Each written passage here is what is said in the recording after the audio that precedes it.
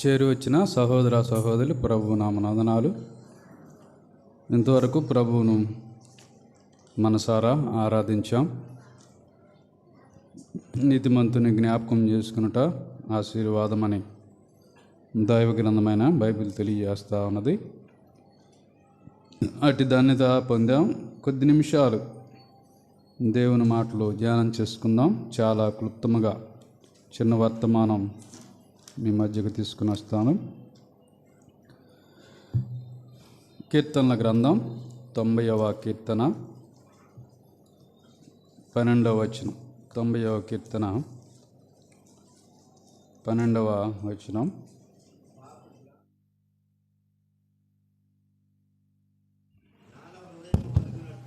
మాకు జ్ఞాన హృదయం కలుగునట్లుగా చేయము, మా దినములు లెక్కించుటకు మాకు నేర్పము. చిన్న ప్రార్థన చేస్తాను నేను కూడా. ప్రేమగల తండ్రి, మిమ్మల్ని స్తుతిస్తున్నాం, గణపరుస్తున్నాం. మీ శిలువ బలియాగమును, మీ ప్రేమను జ్ఞాపకం చేసుకొని నాయన ఆత్మతో సత్యంతో ఆరాధించే కృప మాకు అనుగ్రహించిన దాన్ని బట్టి స్తుతులు స్తోత్రం చెల్లిస్తూ ఉన్నాం. తిరిగి నాయన మేము మీ లేఖన భాగాలు చదువుకుంటుండగా బలహీనను జ్ఞాపకం చేసుకొని మీరు బలపరచండి. మీరు మాట్లాడితే నాకు ప్రయోజనం. మీరే మాట్లాడి మహిమ పొందమని యేసయ్య నామమున ప్రార్థిస్తున్నాం తండ్రి, ఆమెన్. ప్రియులారా, ఈ 90వ కీర్తన గమనించినట్టయితే మనము 12వ వచనం చదువుకున్నాం. మాకు జ్ఞాన హృదయము కలుగునట్లుగా చేయము, మా దినములో లెక్కించుటకు మాకు నేర్పుము అన్నాడు. ఎవరు ఈ మాట చెప్తా ఉంది అని అంటే 90వ కీర్తన ప్రారంభంలో ఉంది. దైవజనుడైన మోషే చేసిన ప్రార్థన అన్నాడు. దైవజనుడైన మోషే చేసిన ప్రార్థన అన్నాడు. మోషే ఒక ప్రార్థన చేస్తున్నాడు. ఏం ప్రార్థన అంటే, అయ్యా మా దినాలు లెక్కించుటకు మాకు నేర్పుము. మన భాషలో చెప్పుకోవాలంటే సమయాన్ని సద్వినియోగం చేసుకోవటం మాకు నేర్పుము అని అర్థం. ఆ సమయాన్ని సద్వినియోగం చేసుకునే దాంట్లో మేము జ్ఞానం లేకుండా ఉన్నాం. మాకు జ్ఞాన హృదయం కలుగజేయము అని తెలియజేస్తూ ఉన్నాడు. జ్ఞాన హృదయం మాకు కలుగజేయమని మోషే ప్రార్థన చేస్తున్నాడు. మోషే అంట సమయాన్ని సద్వినియోగం చేసుకోవడం తెలియక ప్రార్థన చేస్తున్నాడంట. మనమైతే బాగా సద్వినియోగం చేసుకుంటాంలే, మనమైతే చక్కగా సద్వినియోగం చేసుకుంటాం. కానీ మోషే మాత్రం సమయాన్ని సద్వినియోగం చేసుకోలేక ప్రార్థన చేస్తూ ఉన్నాడు. మనకైతే ఉన్న సమయం కూడా చాలదు. జనరల్గా కొంతమంది సర్వే చేసి రాసిన మాటలు ఏంటంటే, ఇక్కడ మోషే ఏమన్నాడు, ఒక మాట చూడండి, 10వ వచనం. మా ఆయుష్కాలము 70 సంవత్సరములు, అధిక బలము ఉన్నెడల 80 సంవత్సరములు అన్నాడు. చాలన్నా, మా ఆయుష్కాలము 70 సంవత్సరాలు. ఒకవేళ అధిక బలం ఉంటే ఎన్ని సంవత్సరాలు అంట? 80 సంవత్సరాలు. సరే, జనరల్గా 70 వేసుకుందాం, 70 సంవత్సరాలే వేసుకుందాం. ఇందులో అంట ఒక ఆయన లెక్కేసి చెప్పిన మాటలు ఏంటంటే, నిద్రపోవటానికంట ఈ 70 సంవత్సరాల్లో 23 సంవత్సరాలు పట్టిద్దంట. ఎన్ని సంవత్సరాలు? 23 సంవత్సరాలు పట్టిద్దంట నిద్రపోవటానికి. నిద్రపోతామా లేదా? ప్రతిరోజులో సగం రోజు నిద్రపోతామా లేదా? నిద్రపోతాం. కొంతమంది ఆదివారం కూడా 12 గంటలకు 8-9 లేచేవాళ్ళు కూడా ఉన్నారు. ఆదివారం కూడా 8-9 గంటలకు లేచేవాళ్ళు కూడా ఉన్నారు. నిద్రకంట 23 ఏళ్ళు, 70 సంవత్సరాల్లో 23 ఏళ్ళు నిద్రకు పోతుందంట. అందులో 16 సంవత్సరాలంట, 16 సంవత్సరాలు మన పనులు ఉద్యోగానికి సరిపోతాయి అంట. 16 సంవత్సరాలు ఉద్యోగాలకి పనులకు సరిపోతాయి. అంటే మొత్తం లెక్కేసిన సమయం, అది లెక్కేసిన సమయం. సంవత్సరానికి 365 రోజులు. ఆ 365ని 16 చేత హెచ్చవేసి అన్నీ అట్లా లెక్కేశారు. 8 సంవత్సరాలంట టీవీలు, అలానే సెల్ ఫోన్లు, ఇప్పుడు ప్రకారం లెక్కేసినవి ఇవి. యూట్యూబ్లు, టీవీలు, సెల్ ఫోన్లు ఇవి చూడటానికి 8 సంవత్సరాలు. ఈ 70 సంవత్సరాల్లో 8 సంవత్సరాలు పోతుందంట. తర్వాత 6 సంవత్సరాలంట తినటానికంట. ఎన్ని సంవత్సరాలు? 70లో 6 సంవత్సరాలంట తినటానికి పోద్దంట సమయం. 6 సంవత్సరాల సమయం తినటానికి అయిపోతుందంట. తర్వాత 4.5 సంవత్సరం అంట. 4.5 సంవత్సరము రాత్రి నిద్రపోయేది కాక పగల విశ్రాంతి తీసుకుంటాం కదా. 4.5 సంవత్సరం దానికి పట్టిద్దంట. ఆ తర్వాత ఈ 70 సంవత్సరాల్లో 6 సంవత్సరాలు ప్రయాణానికి పోతాయంట. ప్రయాణం చేస్తాం కదా అటు ఇటు. 70లో 6 సంవత్సరాలు ప్రయాణానికి పోతాయంట. 4 సంవత్సరాల హాస్పిటల్ చుట్టూ తిరగటానికి సరిపోద్దంట. 70లో 4 సంవత్సరాల హాస్పిటల్ చుట్టూ తిరగటానికి సరిపోద్దంట. ఇవన్నీ పోతే ఎన్ని సంవత్సరాలు వచ్చిందంటే 67.5 సంవత్సరం వచ్చింది. ఎన్ని సంవత్సరాలు వచ్చింది? 67.5. ఇంకా 2.5 సంవత్సరం భక్తి కోసం వాడతారంట. కొంతమంది అది కూడా ఉండదులే, తక్కువగానే ఉంటుంది. ఇంకా భక్తి కోసం ఎంతంట వాడేది? 70లో 2.5 చూడండి ఎంతో, చూసారా? భక్తి కోసం వాడేది అంతంట. మనం ఆదివారం ఎన్ని గంటలు ఉంటాం దేవుని సన్నిధిలో? మహా అయితే 3 గంటలు, అంతేనా? ఆదివారం వరకే వచ్చేవాళ్ళు ఉండరు చాలామంది. ఇంకా మిగతా దినాల్లో మందిరం వైపే కన్నెత్తి చూడరు అసలు. ఆదివారం 3 గంటలు మాత్రమే ఇక్కడ గడుపుతారు. మిగతా దినాలు మందిరం వైపు కన్నెత్తి చూడరు. ఇంకా కొంతమంది ఆరాధన 11:30 లేదా 11 రొట్టె రసం ఇచ్చేటప్పుడు రావటం, మళ్ళీ వాక్యానికి ప్రార్థన చేసేటప్పుడు ఉంటుందా, ప్రార్థన చేసేలాగా మాయమైపోవటం. కొంతమందికి అది అలవాటు. వాళ్ళకి చెప్పుకోవాలంటే 1 సంవత్సరం కూడా ఉండదు 70లో. భక్తి జీవితం, భక్తి కోసం పెట్టే ఆ యొక్క జీవితం అనేది సంవత్సరం కూడా ఉండదు అని. కాబట్టి మనం బాగానే సద్వినియోగం చేసుకుంటాం. కానీ మోషే అంట పాపం సరిగా ఆయనకున్న సమయాన్ని సద్వినియోగం చేసుకోలేక ప్రార్థన చేస్తున్నాడు. అయ్యా, మా దినాలు లెక్కించడం మాకు నేర్పు అని ప్రార్థన చేస్తూ ఉన్నాడంట.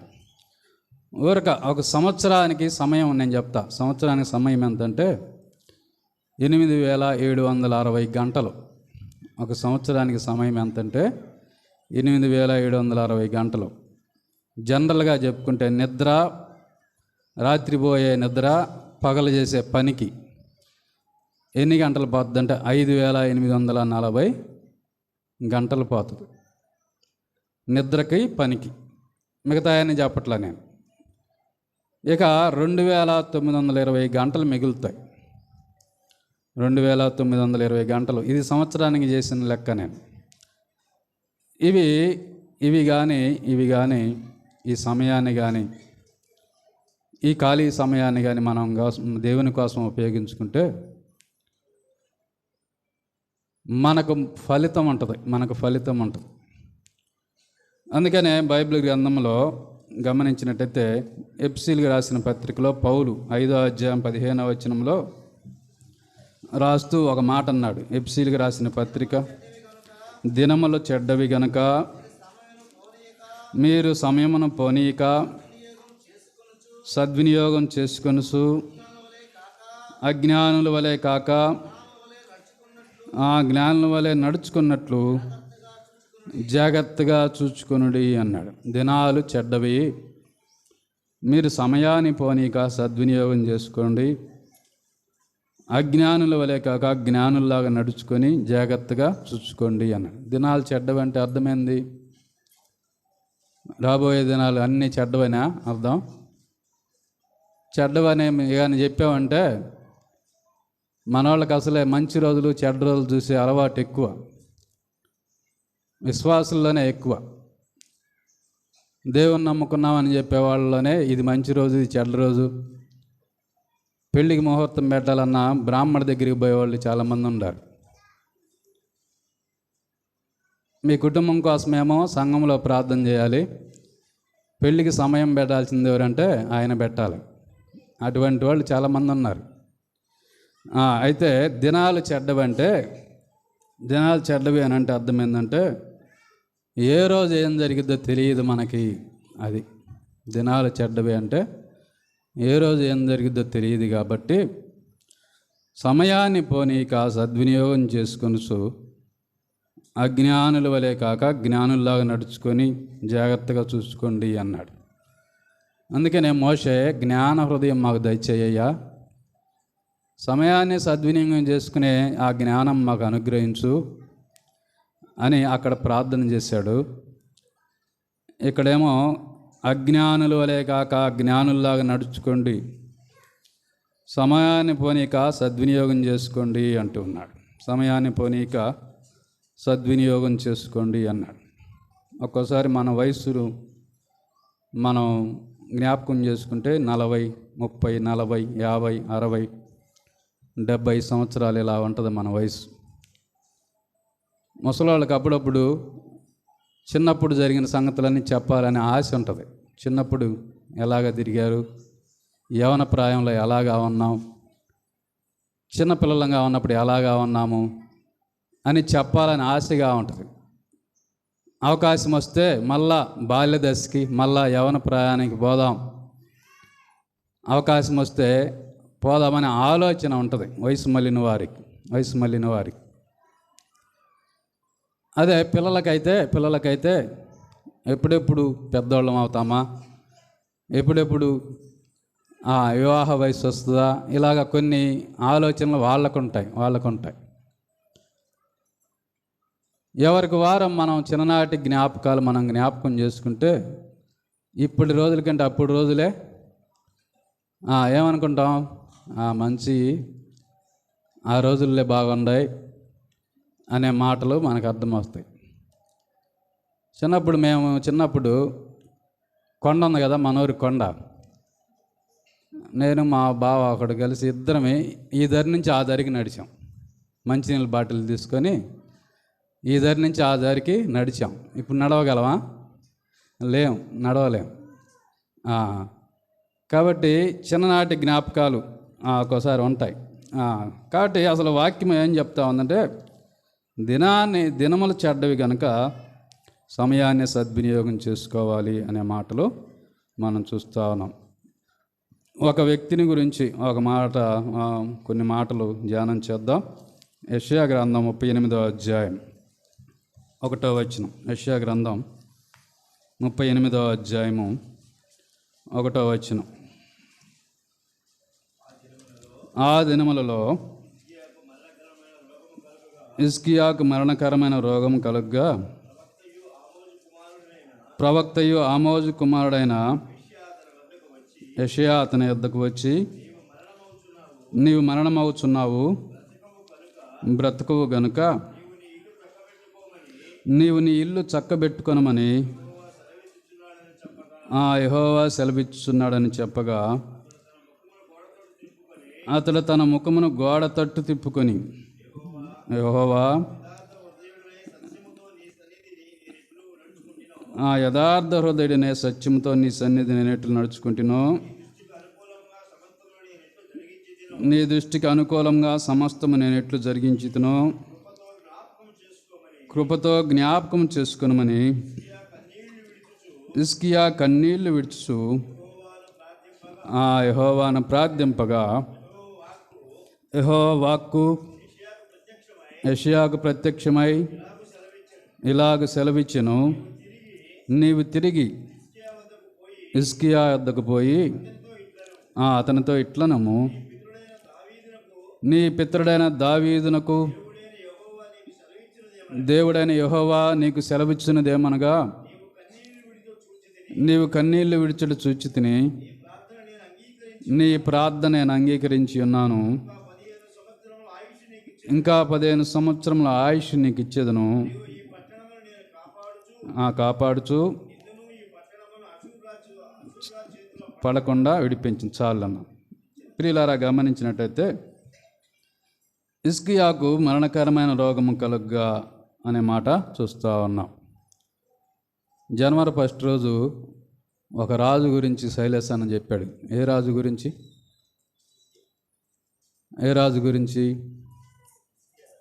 హిజ్కియా గురించే చెప్పాడు. హిజ్కియా యొక్క దినాలు గమనించినట్టయితే హిజ్కియా ఒక మాట నేను గుర్తు చేస్తా. 2వ దినవృత్తాంతముల గ్రంథం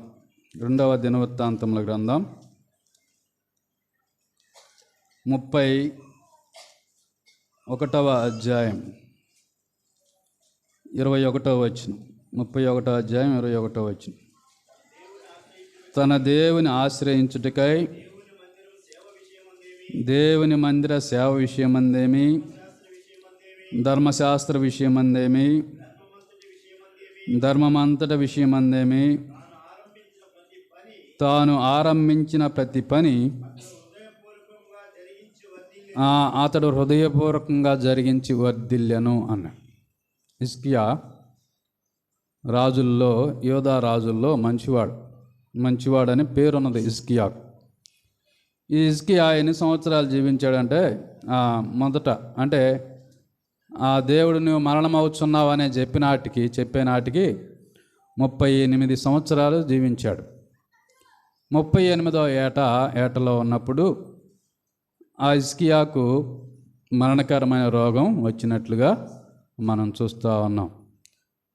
ప్రియులారా, గమనించినట్టయితే ఆ 38 సంవత్సరాలు హిజ్కియా జీవితం ఎలాగుందంటే, తన దేవుని ఆశ్రయించుటకై దేవుని మందిర సేవ విషయం అందేమి, ధర్మశాస్త్రం అంతటి ఎందేమి, తాను ఆరంభించిన ప్రతి పని హృదయపూర్వకంగా జరిగించి వర్ధిల్లాడు అన్నాడు. 38 సంవత్సరాల జీవితం అది. సరే, ప్రార్థన చేశాడు. చచ్చిపోతున్నావు నువ్వు, జాగ్రత్త, ఇక నీ ఇల్లు చక్కబెట్టుకోమంటే దేవుడు 15 సంవత్సరాల ఆయుష్ హిజ్కియాకు ఇచ్చాడు. 38 సంవత్సరాల వయసు ఆయుష్ కాలంలోనే ప్రతి పని దేవుని విషయమందేమి, ధర్మశాస్త్ర విషయమందేమి హృదయపూర్వకంగా జరిగించి వర్ధిల్లాడు. అప్పుడే వర్ధిల్లాడు. మరి అప్పుడు వర్ధిల్లిన వాడు ఆయుష్ కాలం పొడిగిస్తే ఇంకా వర్ధిల్లుంటాడుగా, ఇంకా ఆత్మీయంగా వర్ధిల్లుంటాడుగా. అప్పటికంటే ఇంకా ఆత్మీయంగా ఎదుగుంటాడన్న వాళ్ళు చేతులు ఎత్తారు ఎవరన్నా? అప్పటికంటే ఆత్మీయంగా హిజ్కియా ఎదిగాడు. అంతకుముందు కంటే ఈ 15 సంవత్సరాల ఆయుష్ దేవుడిచ్చిన తర్వాత హిజ్కియా ఇంకా ఆత్మీయంగా ఎదిగి వర్ధిల్లాడనే వాళ్ళు ఎవరన్నా ఉంటే చేతులు ఎత్తండి. మంచిది, మీ అందరూ వాక్యం చదువుతున్నారని అర్థమైంది. కానీ హిజ్కియాకు మరణమవుతున్నావు అని చెప్పగానే కన్నీళ్ళు విడిచి ప్రార్థన చేశాడు. అయ్యా, నీ సన్నిధిలో నేను ఎట్లా నడుచుకుంటునో, ఎలాగ యథార్థంగా ఉంటునో, ఈ 38 సంవత్సరాల ఆయుష్ కాలంలో ఎలాగా ఉన్నానో కృపతో జ్ఞాపకం చేసుకో అని కన్నీళ్ళు విడిచి ప్రార్థన చేసినప్పుడు హిజ్కియాకు దేవుడు ఏం చేశాడంటే 15 సంవత్సరాల ఆయుష్ పొడిగించాడు. 15 సంవత్సరాల ఆయుష్ పొడిగించాడు. ఎందుకు అంత మంచి రాజుని దేవుడు 38 ఏళ్లకే సర్దుకోమన్నాడు? ఎందుకని అంటే దేవుడు ఒక్కొక్క వ్యక్తికి ఒక్కొక్క పని ఇస్తాడు. ఆ పని చేసే కాలం పూర్తి అవగానే ఇక రమ్మంటాడు. అది ఆ పని చేసే కాలం పూర్తి అవగానే రమ్మంటాడు. లేదంటే అప్పగిచ్చిన పని చేయకపోయినా, ఎంతకాలం చూసినా చేయకపోయినా రమ్మంటాడు. ఎక్కడుందంటే ఒక మాట చూపిస్తాను చూడండి. లూకాసు వార్త 13వ అధ్యాయం 6వ వచనం చూడండి. లూకాసు వార్త 13వ అధ్యాయం 6వ వచనం.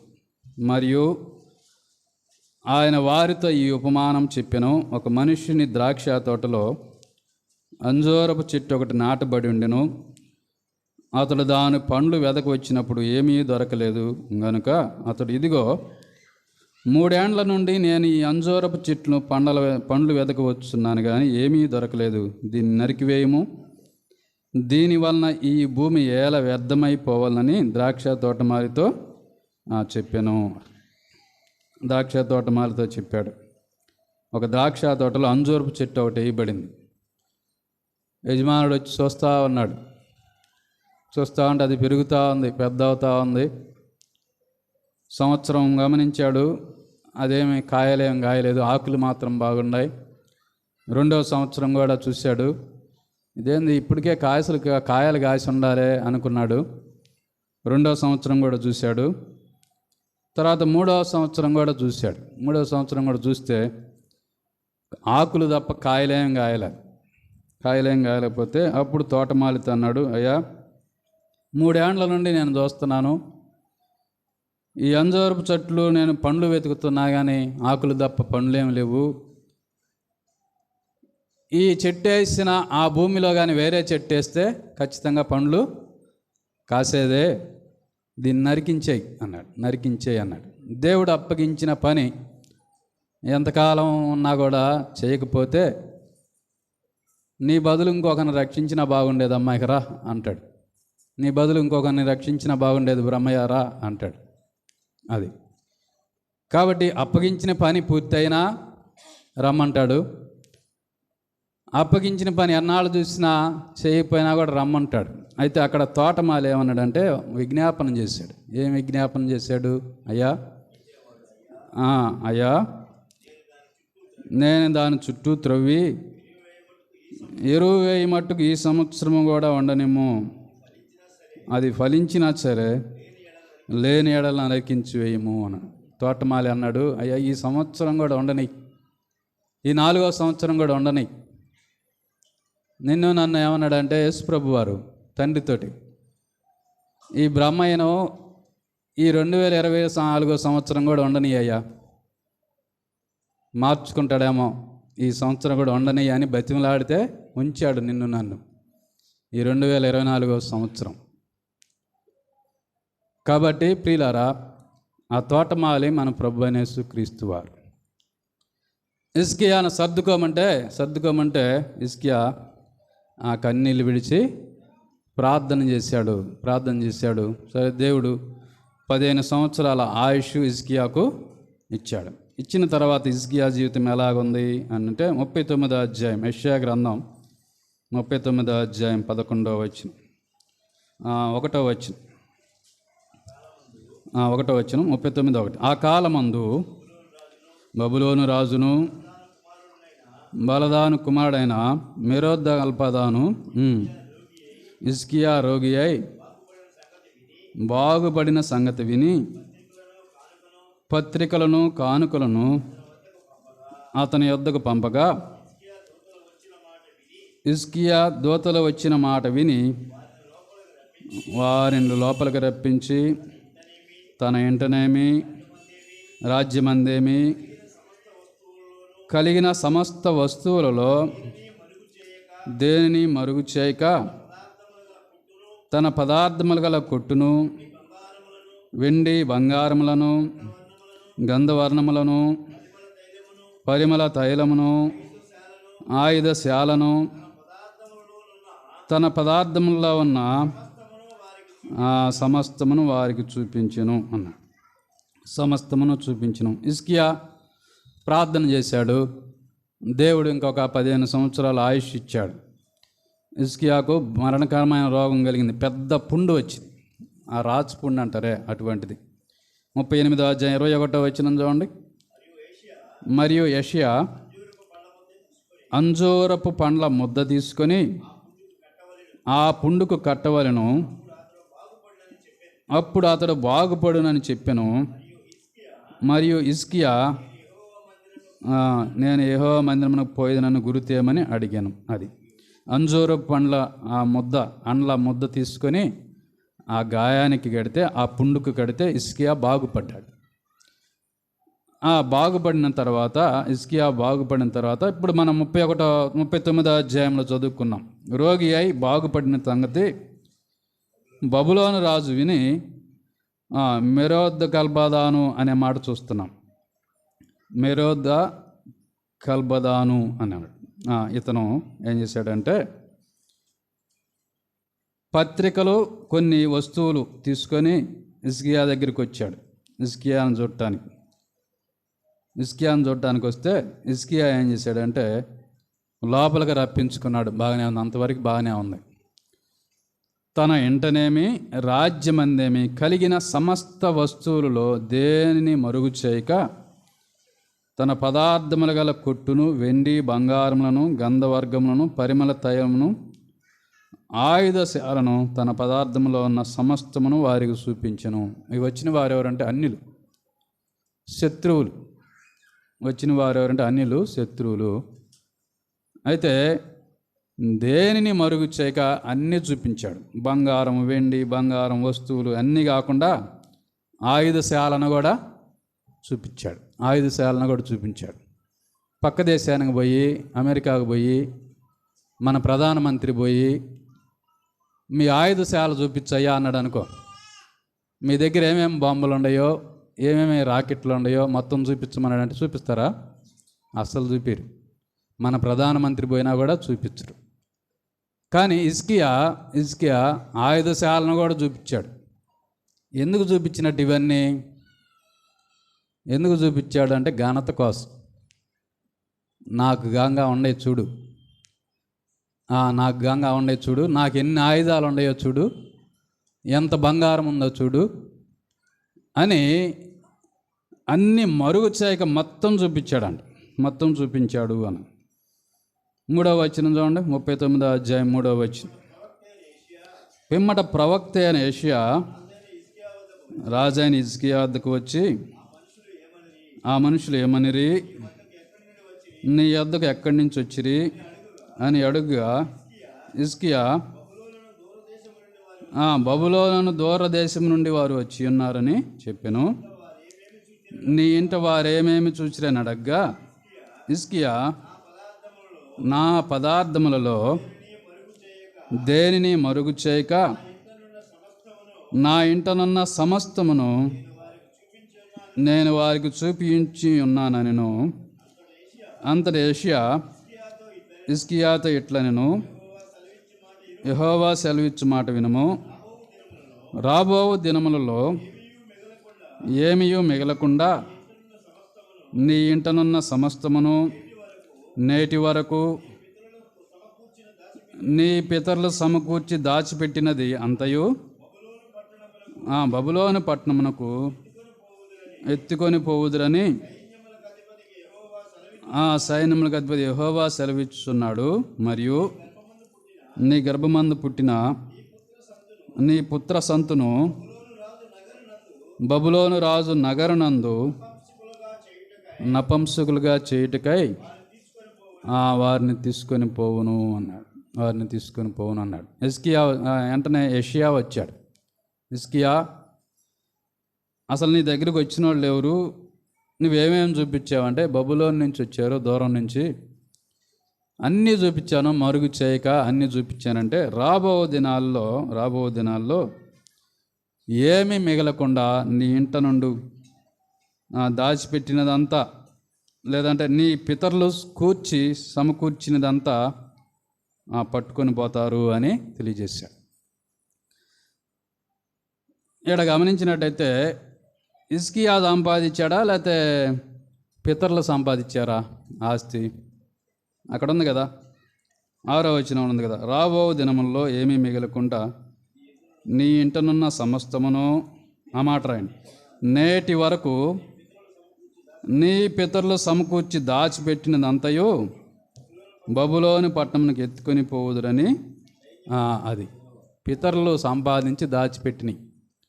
అమ్మా నాన్న బాగా సంపాదించినవి కష్టపడిన పిల్లలు ఏం చేస్తుంటారంటే విచ్చలవిడిగా ఖర్చు పెడతా ఉంటారు. ఏం తెలియదు, వాళ్ళకి కష్టం తెలియదు. కష్టపడేవాడు ఎప్పుడు కొంచెం పిసినారుగానే కనపడతాడు, అది గుర్తుపెట్టుకోండి. కష్టపడి సంపాదించిన వ్యక్తి ఎప్పుడు కూడా ఖర్చు పెట్టాలంటే వెనక ముందు ఆలోచిస్తూ ఉంటాడు. ఎందుకు? కష్టపడి సంపాదించింది కాబట్టి. అమ్మా నాన్న వాళ్ళు కష్టపడి సంపాదిస్తే దాన్ని మంచినీళ్ళలాగా ఖర్చు చేయాలని చూస్తుంటారు పిల్లలు. ఎందుకంటే వాళ్ళు కష్టం తెలియదని అది. కాబట్టి పితరులు సంపాదించినది మొత్తం చూపించాడు, ఘనత కోసం చూపించాడు. ప్రవక్త అన్నాడు, రాబో దినాల్లో ఏం మిగలదు, మొత్తం పోతుంది, శత్రువులు వచ్చి దోచుకొని పోతారని. ఒక ఆమంట మంచి డాబా కట్టి ఆ ఇంటికి వచ్చిన వాళ్ళందరికీ ఇంట్లో ఏమేమి ఉన్నాయో మొత్తం చూపిస్తూ ఉందంట. ఏమేమంటే బీరువా దగ్గరకు కూడా పోయి, ఇదిగో నా బీరువా చూసావా, సీక్రెట్ లాకర్ కూడా దీనికి ఉంది, ఈ తాళాలు నేను ఎవరికి తెలియకుండా ఎట్లా పెడతాను అట్లా పెడతానని వచ్చిన వాళ్ళందరికీ ఘనత కోసం చూపిస్తూ ఉందంట. నిజంగా జరిగింది అది. అట్లానే ఒకళ్ళు వస్తే చూశారంట, వెళ్ళారు. భర్త లేని సమయంలో వచ్చి ఏమన్నా చంపి ఎక్కడెక్కడ పెట్టిందో మొత్తం చెప్పింది కదా, ఆ మొత్తం దోచుకొని వెళ్ళిపోయారంట. అట్లా ఉంటుంది ఈ హిజ్కియా చేసిన పని, అలాగా ఉంటుంది. మొత్తం ఘనత కోసం మొత్తం చూపించాడు. హిజ్కియా 38 ఏళ్ల జీవితం ఒక నాణ్యానికి ఒకవైపు జీవితం అయితే, అది వర్ధిల్లని జీవితం అయితే, ఈ 15 సంవత్సరాలు నాణ్యానికి యువతల వైపు జీవితం. ఆనాడు శైలేశ్ అన్న చెప్పిందంతా ఆ వర్ధిల్లని జీవితం గురించి చెప్పాడు.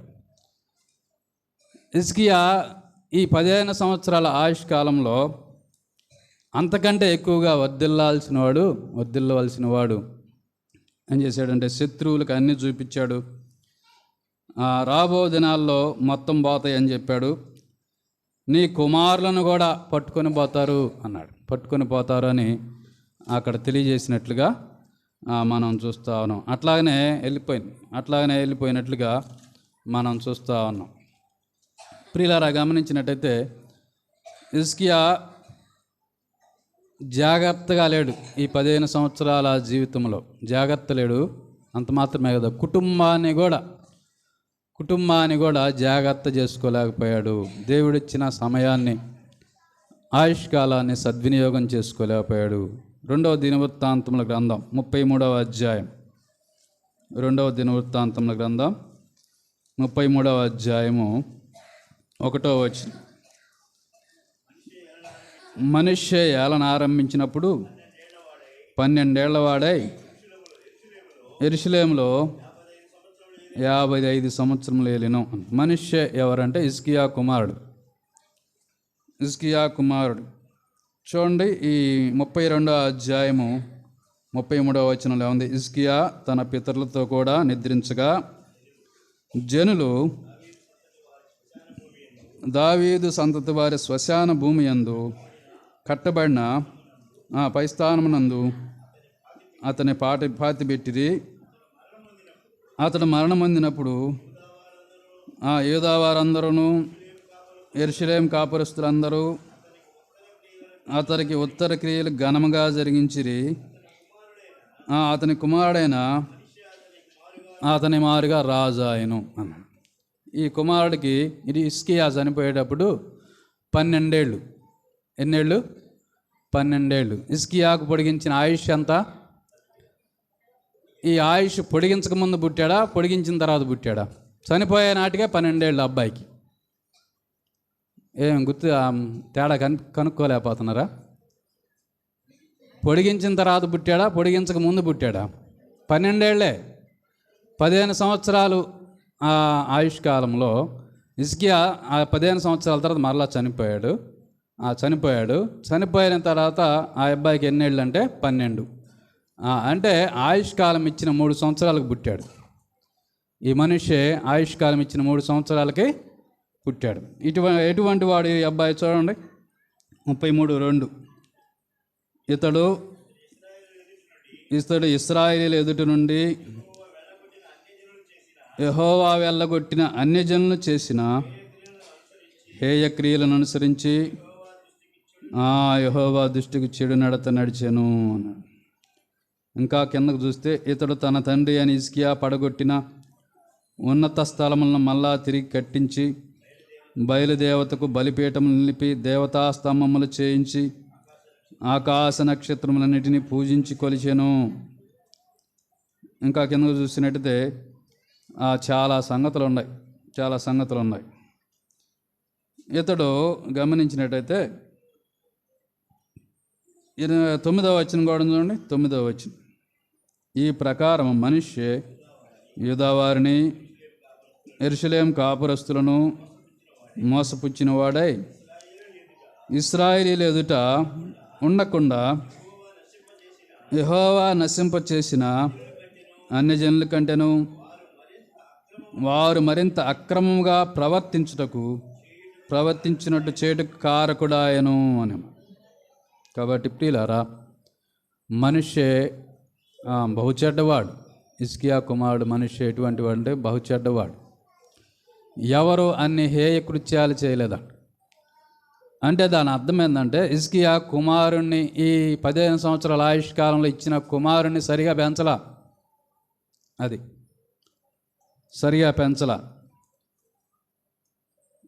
ఇశ్రాయేలు ప్రజలందరూ అక్రమంగా ప్రవర్తించేటట్టు ఇతడే మాదిరి అయినట్లుగా మనం చూస్తూ ఉన్నాం. కాబట్టి ప్రియులారా, రాజ్యాన్ని సరిగా పరిపాలన చేయటం లేదు, కుటుంబాన్ని సరిగా పరిపాలన చేయలేని వాడిగా ఆ 15 సంవత్సరాలు పొడిగించిన ఆయుష్ కాలంలో హిజ్కియా జీవితం కనపడతా ఉంది. ఒక దైవ సేవకుడు అన్నాడు, హిజ్కియా అంట తమాల వృక్షం లాంటివాడు అంట. తమాల వృక్షం అంటే తాడి చెట్టు వంకరగా పెరిగిద్దా, నిటారుగా పెరిగిద్దా? నిటారుగా పెరిగిద్ది. ఆ నిటారుగా పెరిగిన ఆ మోమిలో అంట ఒక పురుగు పడిందంట. మోమిలో పురుగు పడి ఆ మోమి వరకు ఏమైందంటే ఇరిగి కింద పడిందంట. హిజ్కియా జీవితం అలాగ మారిందంట. 38 సంవత్సరాల ఆయుష్ కాలంలో చక్కగా పెరిగాడు. అతని ప్రవర్తన ఎంతో బాగుంది, బాగా వర్ధిల్లాడు. మోమిలో పురుగు పడిందంట. ఆ మోమి అక్కడ ఏమైందంటే ఇరిగి కింద పడిందంట. అటువంటి వాడు అయ్యాడు హిజ్కియా అన్నాడు. దేవుడిచ్చిన ఆ సమయాన్ని సద్వినియోగం చేసుకోలేక అంతకుముందు కంటే వర్ధిల్లాల్సిన వాడు మరి సమయాన్ని సద్వినియోగం చేసుకోక కుటుంబం పతనమైంది. అలానే రాజ్యంలో ఏమీ లేకుండా శత్రువులు పట్టకపోయారు అనే మాటలు అక్కడ మనం చూస్తూ ఉన్నాం. హిజ్కియా గమనించినట్టయితే ఒక మాట అన్నాడు అక్కడ. చూడండి, 39వ అధ్యాయము చివరి వచనం. అందుకు హిజ్కియా, నీవు తెలియజేసిన యెహోవా ఆజ్ఞ చొప్పున జరుగుట మేలే, నా దినములలో నా సమాధానము సత్యములు కలుగునుగాక అని యెషయాతో అనను. హిజ్కియా ఏమన్నాడంటే, పశ్చాత్తాపడవలసిన వాడు యెషయా వచ్చి హెచ్చరించగానే నువ్వు చెప్పిన ప్రకారం జరగటం మేలే, నా దినాల్లో సమాధానం సత్యం ఉంటే చాలు, నా కుమారులు ఎటుపోతే నాకేమి, నా తర్వాత వచ్చిన రాజ్యంలో వారు ఎటువంటి నాకేమి అనే ఆలోచన కలిగి ఉన్నాడు. ప్రియులారా, సంఘములోనైనా కుటుంబంలో అయినా మనం దాటి వెళ్ళే నాటికి పిల్లలను దైవిక మార్గంలో పెంచాలి. మనం దాటి వెళ్ళే నాటికి పిల్లలను బాధ్యతగా పెంచాలి. సంఘంలో కూడా అంతే. దైవ సేవకులు దాటిపోయే నాటికి వెనకున్న వారిని క్రమంగా తర్ఫీదు చేయాలి. అంతేగాని నా వరకు నేను చూసుకుంటా, తర్వాత సంఘం ఏమైతే నాకేమి, నా వరకు చూసుకుంటా, నా పిల్లలు నా కుటుంబం ఏమైతే నాకేమని ఆలోచన అనేది మంచిది కాదు. యెషయా ఉండగానే సహోదరులను తర్ఫీదు చేశాడు ఇక్కడ. కాబట్టి ప్రియులారా, గమనించినట్టయితే తర్ఫీదు చేయకపోతే ఈనాడు ప్రతి ఆదివారం ఎవరో ఒకరు దైవ సేవకుని పిలిపించుకొని ఇక్కడ వాక్యం చెప్పించుకోవాలి. మన పరిస్థితి అలాగా ఉండేది. ఆయన ఉండగానే తర్ఫీదు చేశాడు, క్రమం నేర్పించాడు. సువార్తలో ఎలాగ సువార్త చెప్పాలి, బైబిల్ క్లాస్ ఎలాగ చెప్పాలి, విజ్ఞాపనలు ఎలాగ చెప్పాలి, ఆరాధనలు ఎలాగ చెప్పాలని సహోదరులను తర్ఫీదు చేశాడు. కాబట్టి ఈనాడు సంఘాన్ని మనమే నడుపుకోగలుగుతున్నాం. హిజ్కియా ఆలోచన అనేది మంచిది కాదు. నా వరకు నా దినాల్లో సమాధానం సత్యం ఉంటే చాలులే, తర్వాత ఏమైతే అన్న మాట అనేది మంచిది కాదు. కాబట్టి సమయాన్ని సద్వినియోగం చేసుకోక హిజ్కియా జీవితం హిజ్కియా జీవితం ముగింపులో బాగలేదు అనే మాట మనకు అర్థమవుతుంది. కుటుంబం నష్టపోయింది. ఈ మనిషే యెషయా ప్రవక్తను రంపాల చేత కోయిచ్చాడంట. అంత చెడ్డవాడయ్యాడు. ఎక్కడుందంటే అవసరం లేదు. హెబ్రీయులకు రాసిన పత్రిక 11వ అధ్యాయంలో విశ్వాస వీరుల పట్టిలో కొందరు రంపమ్మల చేత కోయబడ్డారన్న. ఆ కోయబడిన వాడు ఎవరంటే యెషయా ప్రవక్త. ఆ యెషయా ప్రవక్తని రంపాల చేత కోయిచ్చాడంట మనుష్య. చూసారా ఎంత చెడ్డవాడుగా అయ్యాడో. కుటుంబాన్ని కూడా చక్కబెట్టుకోలేకపోయాడు అనే మాటలు మనకు అర్థమవుతూ ఉన్నాయి. కాబట్టి ప్రియులారా, సమయాన్ని పోనీక మనం ఏం చేయాలంటే సద్వినియోగం చేసుకోవాలి అనే మాట మనకు అర్థమవుతాను. నేను ముగిస్తాక 2వ తిమోతికి రాసిన పత్రిక 4వ అధ్యాయం 2వ వచనం. 2వ తిమోతికి రాసిన పత్రిక 4వ అధ్యాయము 2వ వచనం. వాక్యము ప్రకటించుము, సమయమందును అసమయమందును ప్రయాసపడము, సంపూర్ణమైన దీర్ఘశాంతముతో ఉపదేశించుచు, ఖండించుము, గద్దించుము, బుద్ధి చెప్పుము అన్నాడు. కాబట్టి సమయమందును అసమయమందును దేవుని కోసం మనం ఏం చేయాలంటే సమయమందు అసమయమందు ప్రయాసపడాలి. ప్రియులారా, గమనించినట్టే నీవు నిద్ర కోసం ఎంత సమయం కేటాయించావు, నీ పని కోసం ఎంత సమయం అంటే సంవత్సరంలో దాదాపుగా 8,760 గంటలు ఉంటే దాంట్లో 5,840 గంటలు నిద్రకి పనికే సరిపోతూ ఉన్నాయి. నీ నిద్ర కోసం నీ పని కోసం అంత సమయం పెట్టావు కాబట్టి నీకు పరలోకంలో బహుమానం ఉంటుందా? దానికోసం ఏముండదు. ప్రభువు కోసం నువ్వు ఎంత సమయం ప్రయాసపడ్డావో దానికి మాత్రమే బహుమానం ఉంటుంది. దేవుని పని సమయమందును అసమయమందును చేయాలి. అర్ధరాత్రి చేసే అవకాశం వచ్చినా కూడా దేవుని పని చేయాలి. అది దానికి ప్రతిఫలం ఉంటుంది. ఒక దైవ సేవకుడంట రాత్రి అంతా 10 గంటల దాకా పగలంతా సువార్త చేసి రాత్రి కూడా 10 గంటల దాకా సువార్త చెప్పి బాగా అలిసిపోయి ఇంటికి వచ్చి పనుకున్నాడు. అర్ధరాత్రి 12 గంటలప్పుడు ప్రభువు ఆత్మ అతన్ని ప్రేరేపిస్తూ ఉన్నాడంట. ఏమనంటే, అదిగో నీ ఇంటి ఎదురుగా ఉన్నాడు కదా వ్యక్తి, ఆ వ్యక్తికి ఇప్పుడు పోయి వాక్యం చెప్పు, సువార్త చెప్పు అంటున్నాడంట. ఇదేంది ప్రభువా, పగలంతా ప్రయాసపడితిని, 10 గంటల దాకా ప్రయాసపడితిని, ఈ సమయంలో పోయి అతనికి సువార్త చెప్పమంటున్నావు, ఏంది అసలు అని తన బడలకి చేత అట్నే పనుకున్నాడంట. ప్రభు చెప్పినా లేవలేదంట. తెల్లారులోకి ఎదురింటి వ్యక్తి ఊరేసుకొని చనిపోయాడంట. చూసారా, తెల్లారులోకి ఊరేసుకొని అతడు చనిపోయాడు. అదే ప్రభు ప్రేరేపించినప్పుడు ఈ వ్యక్తి వెళ్ళి సువార్త చెప్తే ఆ వ్యక్తి రక్షించబడేవాడు కదా. సమయమందున అసమయమందును. ఇంకొక ఉదాహరణ కూడా చెప్తాను నేను ముగిస్తాక. ఒకరోజు దైవ సేవకుడు, ఒక కుమారుడు, 2 చిన్నపిల్లవాడు అందరికీ పత్రికలు పంచుతూ ఉంటారు ప్రతిరోజు. వర్షం పడుతుందంట. ఒకరోజు వర్షం పడుతూ ఉంటే, అంతకుముందు చెప్పా మీకు, ఆ రోజు పత్రికలు పంచడానికి వెళ్ళలేదంట. పత్రికలు పంచడానికి వెళ్ళకపోతే కుమారుడు అన్నాడంట, నాన్న ఏంది ఈరోజు మనం బాటలు లేదని అంటే, అరే వాన పడుతుంది కదా ఎలా పోతాంరా అన్నాడంట. నాన్న అయినా నాకు వీలైనంత వరకు నేను పంచుతాను, వర్షంలో నేను పోయి పంచుతాను, నాకు కొన్ని పత్రికలు ఇయ్యి అన్నాడంట. సరే పోరా అన్నాడంట. ఒక యవనస్తురాలు జీవితంలో విసిగి వేసారి మోసపోయి ఆత్మహత్య చేసుకుందామని ఫ్యాన్కి ఊరేసుకుంటా ఉందంట తలుపేసుకొని. ఈ పిల్లవాడు పత్రికలు ఇచ్చుకుంటా ఆ ఇంటికి అడగబోయి తలుపు తట్టాడు. తలుపు తట్టగానే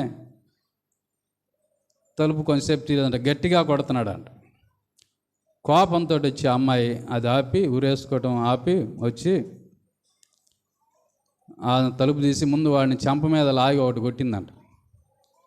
వాడిని కొట్టగానే వాడు అన్నాడంట, అక్క వందనాలు, ఈ పత్రిక తీసుకో అక్క అన్నాడంట.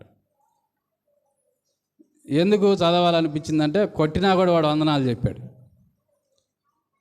కొట్టినా కూడా వాడు వందనాలు చెప్పి పత్రిక చదువక్క అన్నాడంట. నీ జీవితం నా జీవితం సాక్ష్యం సరిగా లేకుండా పత్రిక ఇచ్చినా కూడా ఉపయోగం ఉండదు తెలుసా. మన జీవితాలు సరి లేకుండా పోయి అవతల వ్యక్తికి సువార్త చెప్తే ముందు నువ్వు చూసుకోయా, నీ జీవితాన్ని బాగు చేసుకో అంటాడు. వాడిని చూడగానే వాడు ఇచ్చిన పత్రిక చదవాలనిపించింది. కొట్టినా కూడా వీడు ఏంది వందనాలు చెప్పాడని చెప్పి అసలు ఏందని అంటే వందనాలు చెప్పి ఆ పత్రికలో జీవితంలో విసిగి వేసారి అలసిపోయావా, విశ్రాంతిని ఇస్తానురా. ఏ మనుషుడు విశ్రాంతి నీకు దయచేయకపోయినా నిన్ను ప్రేమించేవాడు ఒకడున్నాడు, ఆయన యేసు ప్రభు అని ఆ పత్రికలో రాస్తే ఆ పత్రికలో ఉన్న అడ్రస్ ప్రకారం అర్ధరాత్రే వెళ్ళి ఆ తలుపు తడితే వాళ్ళ నాన్న తలుపు తీసాడంట. అయ్యా ఒక పత్రిక ఇచ్చాడు, ఈ అడ్రస్ ఉంది దాని మీద. ఒక పిల్లవాడు వచ్చి ఎవరని అంటే అప్పుడే వాడు నిద్రపోతా ఉంటే వాడిని లేపాడంటే, అరే నీకోసం ఒక అమ్మాయి వచ్చిందిరా, ఒక యవనస్తురాలు వచ్చిందిరా అని అంటే, నాన్న ఈ అమ్మాయికి పత్రిక ఇచ్చాను నేను, ఈ చెంపదెబ్బ అక్కయ్యను కొట్టింది అని అంటే, అయ్యా ఈ పత్రిక చదివాను, నా హృదయం కరిగింది, నిజంగా అటువంటి దేవుడు ఉన్నాడా అని అడిగితే అప్పుడు తేటగా సువార్త చెప్తే రక్షించబడింది. వాన పడుతుందని, వర్షం పడతా ఉందని చెప్పేసి వెళ్ళకుండా సువార్త చెప్పకపోతే, ఆ పత్రిక ఇవ్వకపోతే ఆ అమ్మాయి తెల్లవారులకి ఏమయ్యేది, చనిపోయేది కదా. అందుకనే దేవుని కోసం సమయమందును అసమయమందును ప్రయాసపడాలి. 2 కొరింథీ 15:58 ఏముందంటే, నువ్వు దేనికోసం ప్రయాసపడినా వ్యర్థమే కానీ ప్రభువు కోసం పడిన ప్రయాస ఏది కూడా వ్యర్థం కాదు. చూడండి, ఆ మాట చదువుకుందాం ముగించుకుందాం. కాగా నా ప్రియ సహోదరులారా, మీ ప్రయాసం ప్రభువునందు వ్యర్థము కాదని ఎరిగి స్థిరులను కదలని వారును ప్రభు కార్యాభివృద్ధి అందు ఎప్పటికీ ఆసక్తులై ఉండండి. సమయమందు అసమయమందు ఎప్పటికి కూడా ఆసక్తులై ఉండండి. నేను దేవుని కోసం చేసిన ఆ పరిచర్యే దానికే ప్రతిఫలం వచ్చేది. అది మాత్రం వ్యర్థం కాదు అన్నాడు.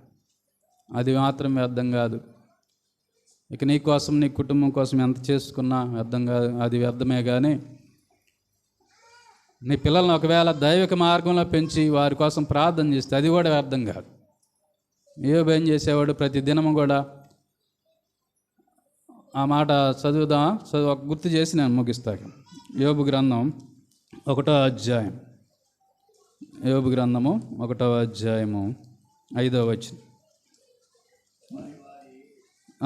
వారి విందు దినములు పూర్తిగాగా యోబు తన కుమారులు పాపం చేసి తమ హృదయంలో దేవుని దూషించుదురేమో అని వారిని పిలవనంపించి వారిని పవిత్రపరిచి అరుణోదయం లేచి వారిలో ఒక్కొక్కరి నిమిత్తం దహన బలి అర్పించి వచ్చెను. యోబు నిత్యం అలాగ చేయుచుండెను. ఒక్కొక్క పిల్లవాడు, ఒక్కొక్క కుమారుడు కుమార్తె కోసం ప్రతి దినము కూడా దహన బలి అర్పించేవాడు. విరిగి నలిగిన హృదయమే ఆయనకి ఇష్టమైన బలి. నీ బిడ్డల కోసం ప్రార్థన చేస్తే అది వృద్ధాగిపోదు. నీ కుటుంబంలో రక్షణ పొందిన వారి కోసం ప్రార్థన చేస్తే అది కూడా వృద్ధాగిపోదు. ఏదో ఒక నాటికి దాని ఫలాన్ని మనం అనుభవిస్తాం. కాబట్టి యోబు కుటుంబంలో ప్రతి దినము కుటుంబ ప్రార్థన ఉంటుంది. పిల్లలందరినీ సమకూర్చుకొని ప్రతిదినము ప్రార్థన ఉంటుంది వారి కుటుంబంలో.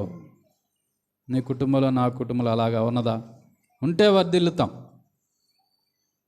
వర్ధిల్లుతాం. లేకపోతే మన కుటుంబాలు చిన్నగా క్రమక్రమంగా డౌన్ అవుతూ ఉంటాయి. కాబట్టి ప్రియులారా, మోషే ప్రార్థన చేశాడు, ప్రభువా మా దినాలు మాకు లెక్కించడం మాకు నేర్పు, మాకు జ్ఞాన హృదయం దయచేయి. హిజ్కియాకి ఇచ్చిన ఆయుష్కాలం హిజ్కియా సద్వినియోగం చేసుకోవాలా. కుటుంబంగా రాజ్యంగా నష్టపోయాడు. మనకు కూడా దేవుడిచ్చాడు ఆయుష్కాలం. ఈ 2024 సంవత్సరంలో ప్రవేశింపజేశాడు. 2024 సంవత్సరం చూడని వాళ్ళు ఎంతమందో. మన సుబ్బారావు అంకులు మొన్నటి దినానే ప్రభు సన్నిధికి చేరాడు. 2024 చూశాడు, కానీ చివరి వరకు మనలో ఎంతమంది ఉంటామో తెలియదు. ఈ 2024 సంవత్సరం అంతం దాకా అంకుల్ ఇంటికి పోతే ఒకటే మాట అంటాడు, హిజ్కియా నాకు మరణం వద్దని ప్రార్థన చేశాడు, కానీ గోల్ సుబ్రావ్ అంకుల్ కాడకు పోతే ఆయన చెప్పే మాట ఏంది? అయ్యా చచ్చిపోవడానికి ప్రార్థన చేయండి అయ్యా. ఆయన అనే మాట, చచ్చిపోవడానికి ప్రార్థన చేయండి అయ్యా. ఎందుకంటే ఆ బాధ భరించలేక, ఆ నొప్పులు భరించలేక దేవుడు ఆయన ప్రార్థన ఆలకించాడు. మరింత ఇబ్బంది పడకుండా ఆయన తీసుకుని వెళ్ళిపోయాడు. కాబట్టి ప్రియులారా, హిజ్కియా సద్వినియోగం చేసుకోలేదు. దేవుడు మనకి ఈ సంవత్సరాన్ని దయచేశాడు. ఈ 2024 సంవత్సరాన్ని సద్వినియోగం చేసుకుందాం. భక్తికి ఎక్కువ సమయం కేటాయించడానికి ప్రయత్నం చేద్దాం. నువ్వు ప్రభు కోసం ఎంత ప్రయాసపడితే అంత ప్రతిఫలం ఉంటుంది అని బైబిల్ గ్రంథం తెలియజేస్తూ ఉన్నది. ప్రభు అయిన యేసుక్రీస్తు వారు ఆయన లోకంలో ఉన్నప్పుడు సమయాన్ని సద్వినియోగం చేసుకున్నాడు. ఆయన చాలాసార్లు ఏమన్నాడు, నా సమయం ఇంకా రాలేదన్నాడు. నా సమయం ఇంకా రాలేదు. ఏది ఎప్పుడు చేయాలో చేశాడు, ప్రభువు చేశాడు.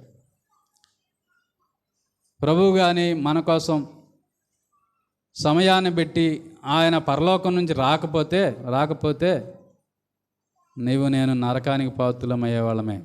ఫిలిప్పీయులకు రాసిన పత్రిక 2:6 ఉందంటే, ఆయన దేవుని స్వరూపం కలిగిన వాడయ్యుండి దేవునితో సమానముగా ఉండేట విడిచిపెట్టకూడని భాగ్యమని ఎంచుకోలేదు, కానీ తండ్రి కుడి పార్శ్వన ఉన్న ఆయన నాకు ఇక్కడే బాగుంది, నేను ఎందుకు పోవాలి భూలోకం అని అనుకుంటే, ఆడకపోయి నా సమయాన్ని నేను ఎందుకు వినియోగించుకోవాలనుకుంటే మనం నరకానికి పాత్రులం అయ్యేవాళ్ళమే. ఆయన దేవుని స్వరూపం కలిగిన వాడయండి దేవునితో సమానంగా ఉండేటి విడిచిపెట్టకూడని భాగ్యం అని ఎంచుకోలేదు, కానీ మనుషుల పోలికగా పుట్టి దాసుని స్వరూపం ధరించుకుని తను తానే రిక్తునిగా చేసుకున్నాను, ఏమి లేనివాడుగా చేసుకున్నాడు. ప్రియులారా, నీకోసం నా కోసం ప్రాణం పెట్టడానికి పరలోకపు సింహాసనాన్ని తండ్రి కుడిపార్శ్వాన్ని వదిలిపెట్టి వచ్చాడు. ప్రాణం అర్పించాడు, సమాధిలో ఉంచబడ్డాడు, 3వ రోజున మృత్యుంజయుడిగా లేచాడు. ప్రభు ఎంతకాలం జీవించాడు భూలోకంలో? 33.5 సంవత్సరం అంతే. ఆయన వచ్చిన పని అయిపోయింది, వెళ్ళిపోయాడు అంతే. నీకు నాకు ఇంకా నీవు ఎవరి కోసమన్నా వృద్ధాప్యంలో ఉన్నావా, ఇంకా ఎవరి కోసమన్నా ప్రార్థన చేయాలేమని ఉంచాడు అంతే. ఇంకా నీ కుటుంబంలో వారి కోసం ఏమైనా ప్రార్థన చేయాలేమోనని ఉంచాడు. ఈ సంవత్సరం కూడా ఉండని మనం వేడుకున్నాడు కాబట్టి మనం ఉండామని గుర్తు చేస్తూ ఉన్నాం. కాబట్టి ఈ 2024 సంవత్సరాన్ని సద్వినియోగం చేసుకుందాం. వచ్చే ఆదివారం అది మనం ఇంకొక నెలలోకి ప్రవేశిస్తాం. కాబట్టి ఈ సంవత్సరం అయినా ప్రభు కోసం త్యాగంగా దేవుని కార్యాల పట్ల ఇప్పుడు ఆసక్తి కలిగి దేవుని కోసం మన సమయాన్ని ఇచ్చిద్దాం, దేవుని దగ్గర ప్రతిఫలం పొందామని తెలియజేస్తూ ముగిస్తూ ఉన్నాను. దేవుడు కొద్ది మాటలు దీవించునుగాక. చిన్న ప్రార్థన చేసుకున్నాం. ప్రేమగల తండ్రి, కృపగల నాయన, మిమ్మల్ని స్తుతిస్తున్నాం, గనపరుస్తూ ఉన్నాం. మోషే ప్రార్థన చేశాడు, మా దినాలను లెక్కించడం మాకు నేర్పము అన్నాడు. నాయన జ్ఞాన హృదయం మాకు దయచేయమన్నాడు. ఈ దినాలు ఎలాగ గడపాలనో నాయన జ్ఞానం దయచేయమన్నాడు. పౌలు గారు రాస్తూ, దినాలు చెడ్డవి గనుక సమయాన్ని పోనీయక సద్వినియోగం చేసుకుని అజ్ఞానుల వలె కాక జ్ఞానుల వలె నడుచుకోమని తెలియజేశారు. నాయన హిజ్కియా జీవితాన్ని గమనించాం. మీరు ఇచ్చిన సమయాన్ని సద్వినియోగం చేసుకోలేకపోయాడు. కుటుంబము, రాజ్యము నష్టపడినట్టుగా మేము చూస్తూ ఉన్నాం. మేము అలా కాకుండా నాయన సమయాన్ని సద్వినియోగం చేసుకొని మీకోసం నాయన ఇప్పుడు ప్రయాసపడే బిడ్డలంగా, మీ దగ్గర ప్రతిఫలం పొందే బిడ్డలంగా ఎదుగునట్లు కృపచూపమని, సహాయం అనుగ్రహించమని మీ కృపగల హస్తానికి అప్పచెప్పుకుంటూ, విన్న వాక్యాలు నాయన వృధాపోకుండా మేము ఇక్కడే విడిచిపెట్టుకోకుండా మా హృదయాల్లో దాచిపెట్టుకొని మీ వాక్యానుసారంగా జీవించడం కృపచూపమని మా ప్రభుని, మీ ప్రియకుమారుడైన యేసుక్రీస్తు వారి పరిశుద్ధమైన నామమున ఘనమైన నామమున ప్రార్థిస్తున్నాం తండ్రి. ఆమెన్.